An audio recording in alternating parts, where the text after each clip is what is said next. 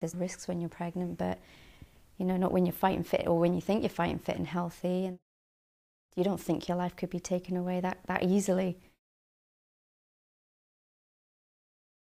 It all started when I had a cold in the middle of December, and then I heard on the news that pregnant women would be advised to get the flu jab.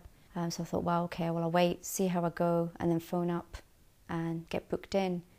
So I was back at work, completely forgot, and by the week after that, I just got progressively worse. I was admitted to the high dependency unit, and later on that day they said that they'd need to put me to sleep to transfer me to Aberdeen, and then that was me put to sleep, and I don't remember anything for, I think it was 11 days, 12 days or something. I was woken up later on that day by a phone call around about 4:30 in the afternoon, explaining that it got progressively worse. She wasn't breathing properly, and that there's a large risk to her and the baby. Then they obviously transferred her through to ARI, the ITU there. The consultant spoke to me early in the morning about 1 o'clock, explained to me that they've tested Nisha for the H1N1 virus, and that has been confirmed, and that she's now in a critical state, and that obviously it's a matter of life and death for her and the baby.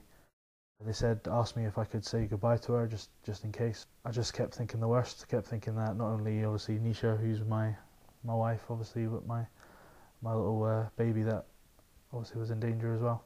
One of the hardest things for me is trying to obviously explain to your loved one's mum and dad that there's a chance that she could die.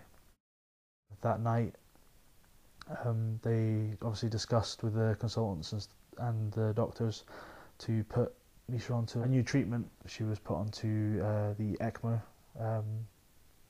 treatment, which obviously circulates the blood out of the body into a pump and puts oxygen in.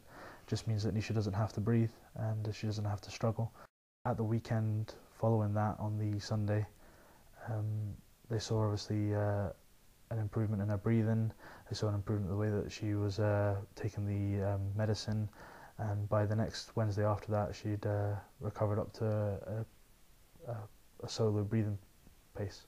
It was the Saturday when I spoke to Stuart, and he told me exactly what had happened, how serious it was, and the quickness of how it just went through my system. Stuart told me that they might have had to have delivered the baby so early if I didn't make it, and I think that was quite scary. I think, God, I could have gone and Stuart's left with a wee one. Flu is an infection. It's spread by coughs and sneezes. It's much worse than a cold. It can cause pneumonia and you can get other complications, and in extreme cases it can be life-threatening. When you're pregnant, your immune system changes and you're more likely to get complications from flu, and if you get vaccinated, it'll protect you and your baby from seasonal flu and swine flu. The vaccine won't harm your baby. It's been given to many pregnant women over a number of years, and there have been no safety concerns. Some people get a little bit of tenderness around the injection site. It's very rare to get any other problems, and it's worth noting that the flu vaccine can't give you flu. Flu virus changes every year, so it's important to make sure you get vaccinated each year so that you're fully protected.